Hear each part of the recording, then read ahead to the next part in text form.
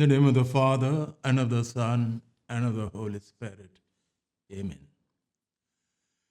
My dear friends, we were trying to share with you our reflections based on the teaching of St. John of the Cross on how to bring about a change in our person, bring about a transformation of our person. At the first stage, we have our external self with body, the senses, the emotions and the passions. These are to be transformed. We have seen that. We continue with the same theme. However, since I have already given some 10 lectures in the past on this theme, I shall be very brief on this part of my lectures. But I will be more in detail speaking on the transformation of our thinking, of our intellect. We have seen that our external senses, Panchendriya, put us in contact with the things outside. When we come in contact with the things are attractive, we feel pleasant. If they are repulsive, we feel certain displeasure. That's in order. But sometimes we continue to put ourselves in contact with the things outside in view of that pleasure only. That pleasure is a bait, so to say, is a guarantee so that we make the right use of our senses. We don't make use of the senses only for the sake of the pleasure.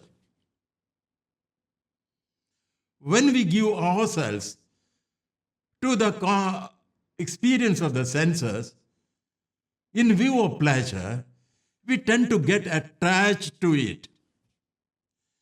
And since so far as we are attached to it, we become enslaved to it. We lose our inner liberty. An example, when a person takes some drink, alcoholic drink, and is attached to it, he becomes a drunkard. He loses his freedom. He has a compulsive disorder. The same thing could be said of any sense experience, maybe of sex, maybe of eating or drinking or any other things. While on the one hand, it is necessary for us to make use of the senses, sense experience, and also delight that is attached to it, it's also necessary that we do not allow ourselves to be enslaved by the senses. I already said, a person given to drinking becomes a drunkard. He loses his liberty and his life becomes a disorder. The same thing can be said of other sense experience as well. Now, in order to bring about certain order, in order to bring about a transformation of our intellect, our senses, it is necessary that we make use of them in the right way. This implies a certain discipline. St. John of the Cross speaks of it in terms of a knight, putting on a certain degree of discipline, attuning our senses in view of our ultimate goal, namely transformation in union with God. We have to go through a certain experience, negative experience, which is comparable to night. Night because, whereas it's easy to indulge in sense experience, we discipline our senses by way of detachment, renunciation, mortification, by way of giving up what does not help us. Insofar as we give up certain things, we are in relation to that, as it were, in darkness. That's why metaphorically, the starting point of this discipline is called night. But then how do we go about? What's the guarantee we have? We go about in the light of faith. Jesus has assured that unless a grain of wheat falls into the earth and dies, it remains alone. But if it dies, it produces 30-fold, 60-fold, 100-fold. A certain amount of discipline is necessary in view of the reality good, that is union with God, which we do not see, but we believe. Meaning, the light that guides us is the light of faith. And the faith does not permit us to see with our senses. For this reason also it's called a night. And finally, what we aim at is our transformation in union with God. We do not see the mystery of God. We do not touch it. We do not smell it. However, we believe in the mystery of God. And this experience of union with God is also a kind of darkness, insofar as our sense experience is concerned and intellectual understanding is concerned. For these three reasons, namely the point of departure, the point of arrival, and the way. Point of departure is a life of discipline, mortification. Point of arrival is union with God, and the way is the way of faith. For these reasons, it is called night. There is also for other reason, namely, the point of departure or the sense of mortification is, as it were, dusk. Partly we see there is a certain sense experience as well as our yearning for God. Union with God may be called dawn. There is an experience of God, at the same time it is not perfect experience.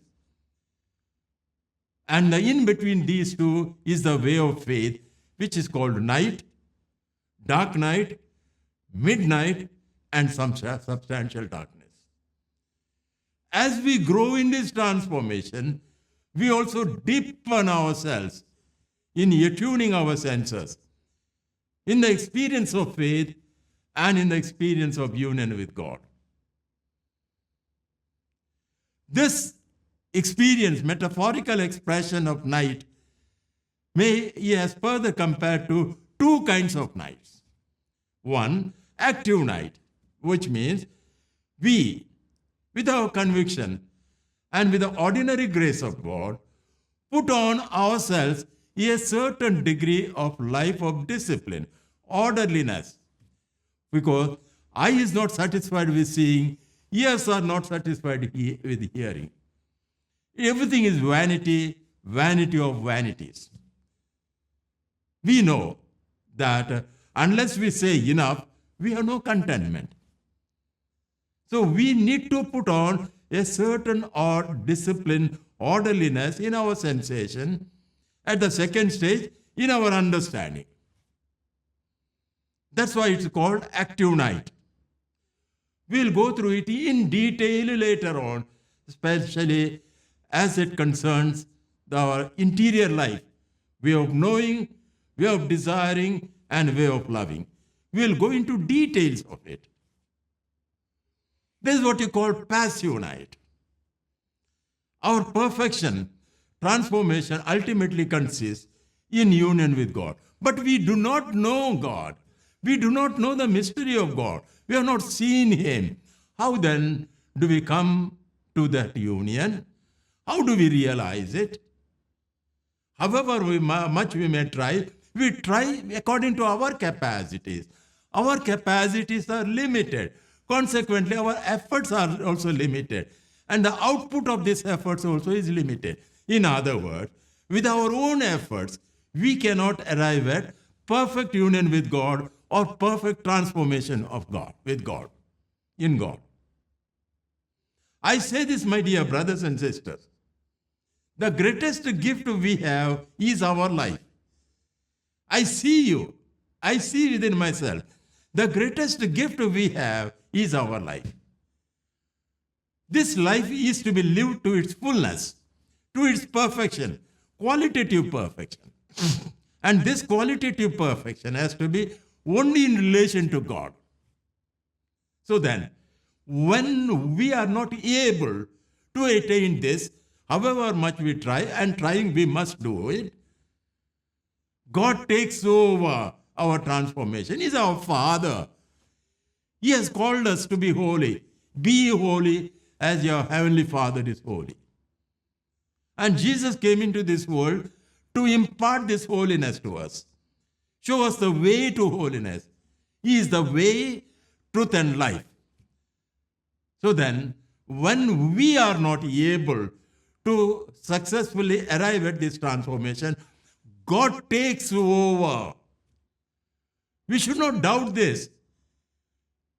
Has not Jesus Christ laid down his life for me and for you and for all? If he has laid down his life for us when we were sinners, now that we are yearning for transformation, will he not help us? His concern is that we are his brethren, children of the Heavenly Father. We are holy.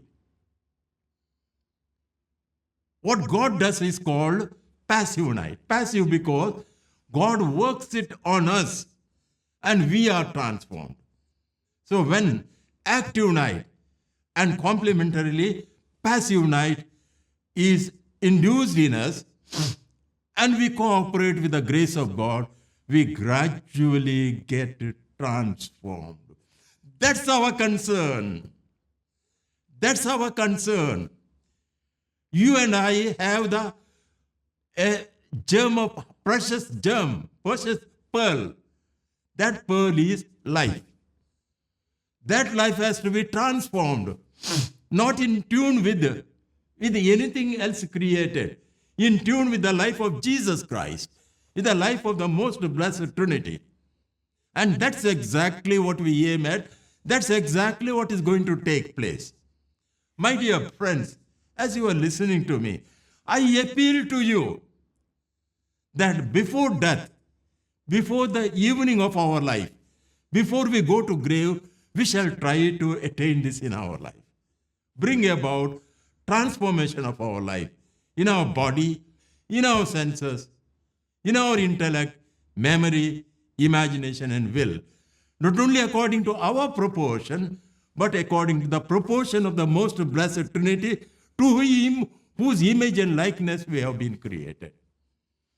Definitely, this process initially is painful. To a person who indulges in drinking, if he stops drinking, he will feel restless. He will feel discontent. He will not feel happy. So also, if we live a disordered life in our sensations, and we try to put an order in our life, we will feel restless.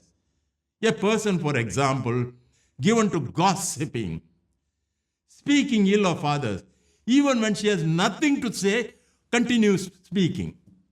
A person who is given to drinking, want to be sober. A person who is restless has a certain degree of suffering. That's why the Lord says, enter through the narrow gate, for straight is the way, and that leads to eternal life. To put on the discipline in spite of the suffering is to enter by the narrow gate, and we will definitely arrive at it. Enter by the narrow gate. Not that which gives you pleasure, popularity, name, fame, etc. But look at Jesus Christ. If he had a better way, you would have lived it. If he had a better way, the Virgin Mother, our mother, would have lived it.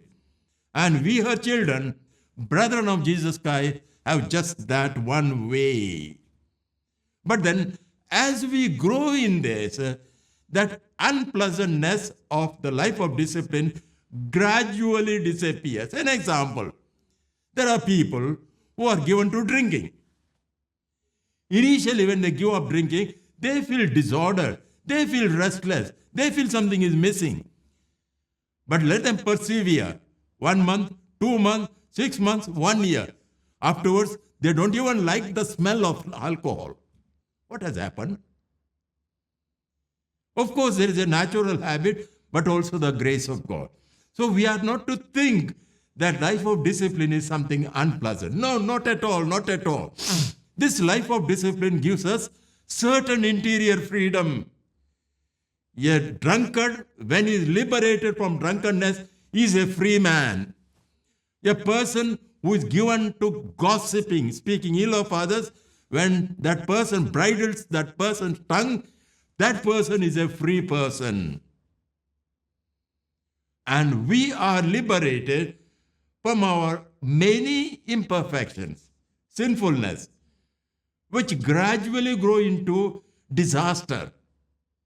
For example, a person attached to money initially may be pilfering a little money, but gradually he gets habituated to it and begins to steal. Yet he does not feel. And then, for the sake of money, he sells the sacred things. What did Judas do, my dear friends? What did he do? The scripture says he was in charge of the common purse and he was robbing from it. And he was not feeling at all. He was not feeling at all. Should this happen only to Judas?